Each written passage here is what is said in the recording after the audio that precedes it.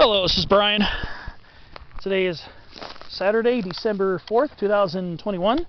I'm between the San Jacinto Mountains and the Santa Rosa Mountains, just off Highway 74, right over here.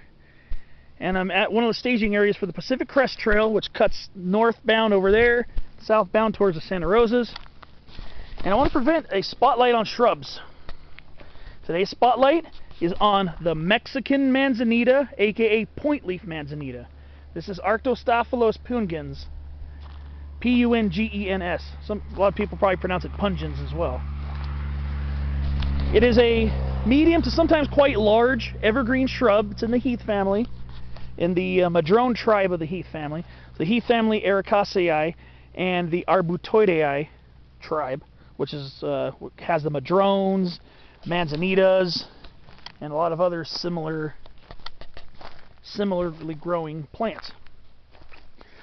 So, as with your typical manzanitas, for the most of the year, the bark is very smooth. In this case, it's a rich reddish brown. Pretty common for a lot of manzanitas to have that color bark. And it has some of the narrowest leaves of the manzanitas here in Southern California, with a pretty pointy tip on them. So that's where the name pungens comes from, the pointy tip. And also, like the other manzanita, like most of the other manzanitas, there's a big exception, but this is not the exception, this is part of the rule, is that these shrubs preform their flower buds the year before. So these right here in December, these will open up in April of 2022. So in about 4 months, these will swell and open up.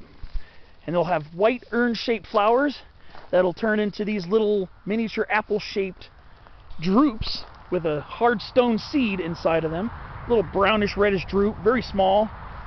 It's like about the size of a small berry.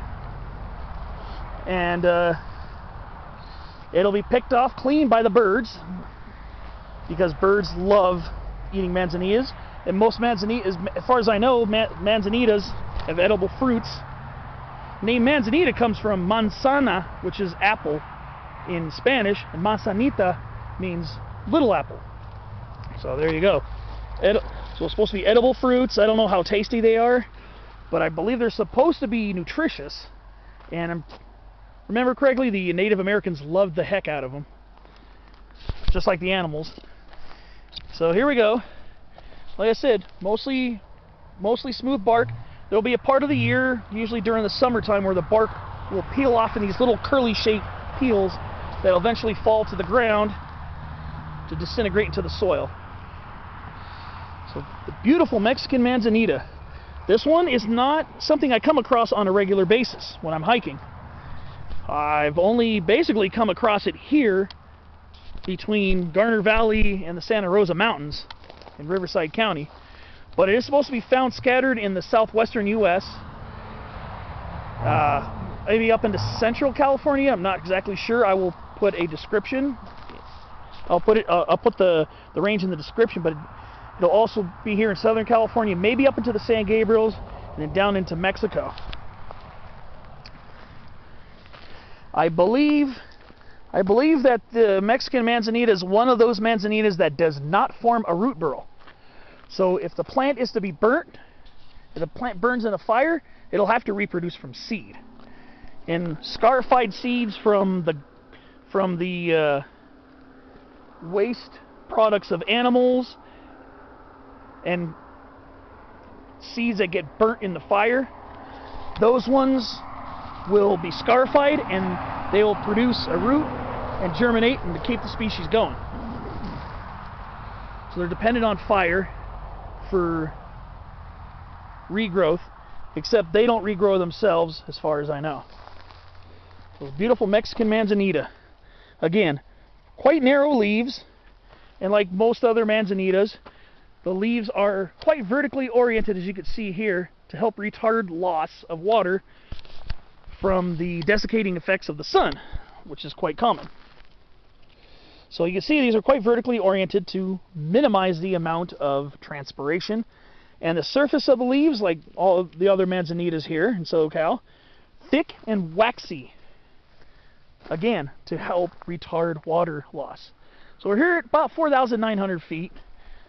I believe these might be found above 6,000 feet, but like I said, my experience with this shrub is very minimal, so I don't really have a huge background with this plant.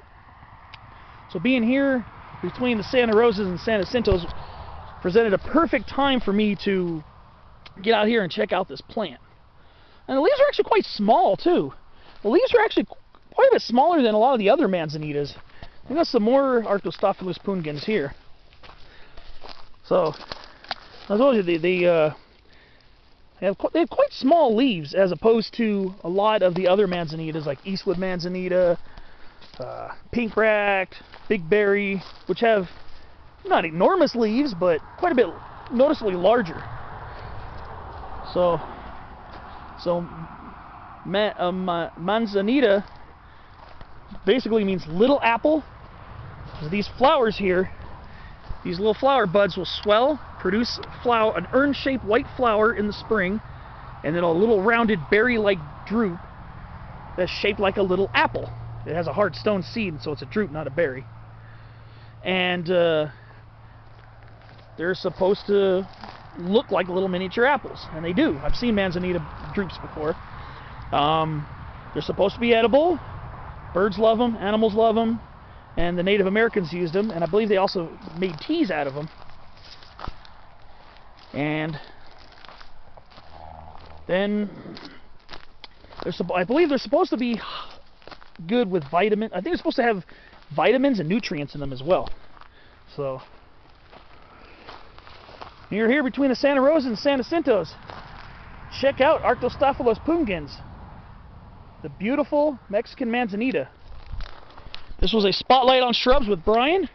I hope you enjoyed watching this, and I hope it was informative in helping to discern these many confusing manzanitas we have here in SoCal. And I'm still having trouble with a lot of the species. So thanks for watching, and I'll see you on another episode of Spotlight.